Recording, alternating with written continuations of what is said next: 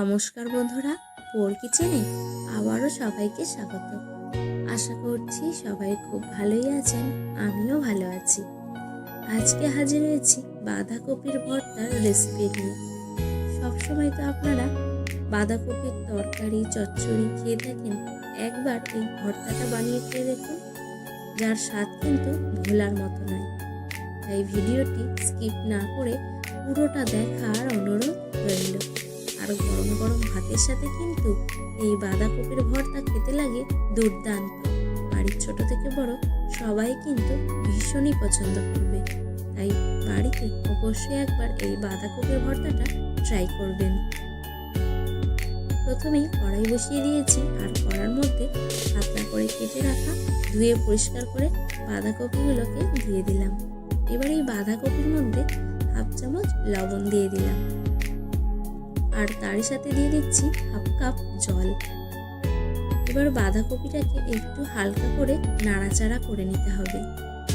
আমার চ্যানেলের এই রান্নাগুলো যদি আপনাদের ভালো লেগে থাকে তাহলে লাইক, কমেন্ট আর শেয়ার করে দেবেন। আর আমার চ্যানেল এখনও না সাবস্ক্রাইব করা থাকলে চ্যানেলটিকে সাবস্ক্রাইব করে বেল বাটনটি প্রেস করে পাশে থাকবেন। আমি 10 মিনিট মতো বাঁধাকপিটাকে ঢেকে দিলাম। ঠিক 10 মিনিট পর দেখুন বাঁধাকপি কিন্তু সুন্দরভাবে সেদ্ধ হয়ে গেছে। এখন বাঁধাকপিটাকে নামিয়ে একটা মিক্সিং জারের মধ্যে নিয়ে নিলাম। এবার ঢাকা দিয়ে ভালো করে পেস্ট করে নেব। কড়াই বসিয়ে দিয়েছি, আবারও কড়ার মধ্যে দিয়ে দিলাম 3 চামচ সর্ষের তেল। সর্ষের তেল ভালো করে গরম করে নিয়ে সর্ষের তেলের মধ্যে দিয়ে দিলাম 5টা শুকনো লঙ্কা। এবার এই শুকনো লঙ্কাটাকে বেশ লাল লাল করে উল্টে পাল্টে ভেজে নিতে হবে। এখন এই শুকনো লঙ্কাটাকে একটা প্লেটের মধ্যে তুলে নিলাম। এবার ওই তেলের মধ্যেই ফোড়নে দেব গোটা জিরে, আর দিচ্ছি থেতো করে রাখা রসুন। জিরে আর রসুনটাকে 2 মিনিটের মতো হালকা করে নেড়ে চেড়ে ভেজে নিতে হবে। আর রসুনের পরিমাণটা কিন্তু একটু বেশিই দিতে হবে। এখন রসুন আর জিরে ভালো করে ভেজে নিয়েছি। এখন দিয়ে দিচ্ছি পেঁয়াজ কুচি। আমি এখানে একটা বড় সাইজের পেঁয়াজ একদম পাতলা করে কেটে নিয়েছি। পেঁয়াজ কুচিটাকেও তেলের মধ্যে দিয়ে দিলাম। এবার রসুন আর পেঁয়াজ কুচিটাকে একদম বেশ লালচে করে একটু ভেজে নিতে হবে।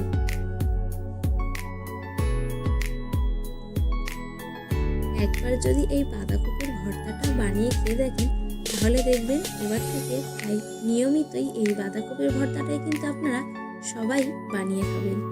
এবার দিয়ে দিলাম কাঁচা লঙ্কা কুচি, আর তার সাথে দিয়ে দিলাম টমেটো কুচি, আর টমেটোর মধ্যে দিয়ে দিলাম অল্প একটু লবণ। এবার টমেটো লঙ্কা একসাথে খুব ভালো করে নেড়ে চেড়ে মিশিয়ে নেব, যতক্ষণ না টমেটোটা কাঁচা গন্ধটা চলে গিয়ে টমেটোটা গলে আসছে, ততক্ষণ কিন্তু খুব ভালো করে রান্নাটা করে নিতে হবে। গ্যাসের ফ্লেমটা একদম মিডিয়ামে করে দিয়ে দেখুন রান্নাটা খুব সুন্দরভাবে করে নিয়েছি। এখন কিন্তু টমেটোটা বেশ ভালো মতো গলে গেছে। এখন দিয়ে দিলাম 1 চামচ লঙ্কার গুঁড়ো আর হাফ চামচ হলুদের গুঁড়ো। এবার লঙ্কা গুঁড়ো আর হলুদ গুঁড়োটাকেও দিয়ে আবারও ভালো করে নেড়ে চেড়ে কষিয়ে রান্না করে নেব। এবারে দিয়ে দিলাম বেটে রাখা বাঁধাকপিটা। এবারে বাঁধাকপিটাকে দিয়ে খুব ভালো করে নেড়ে চেড়ে মিশিয়ে নিতে হবে। আর এই পর্যায়ে কিন্তু গ্যাসের ফ্লেমটা একদম স্লোতে করে দেবেন।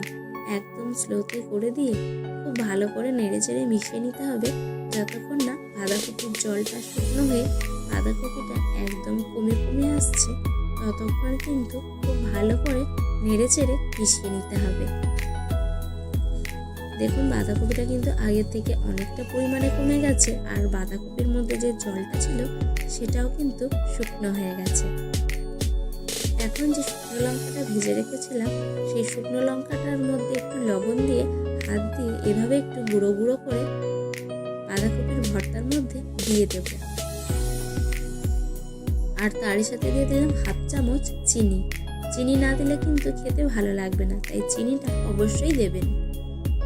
এবার চিনিটা দিয়ে আর লঙ্কাটা দিয়ে ভালো করে নেড়ে চেড়ে মিশিয়ে নামিয়ে নেব।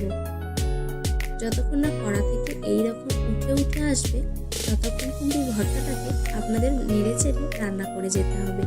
যখন দেখবেন কড়া থেকে এইরকম উঠে উঠে আসবে, তখনই বুঝবেন যে এই ভর্তাটা একদমই রেডি হয়ে গেছে।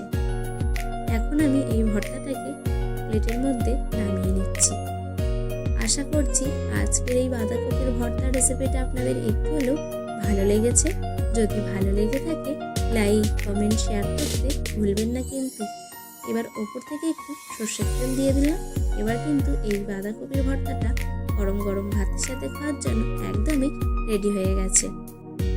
আর স্প্যাচুলা দিয়ে এভাবে একটু সুন্দর করে ঠিক করে দিলাম যাতে দেখতে ভালো লাগে।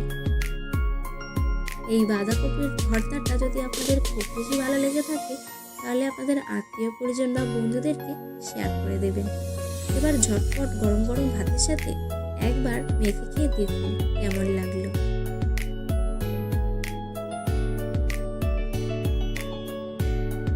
আজ এখানেই শেষ করছি। দেখা হচ্ছে অন্য কোনো রেসিপিতে। ভালো থাকবেন, সুস্থ থাকবেন আর ওর কিচেনের সাথেই থাকবেন।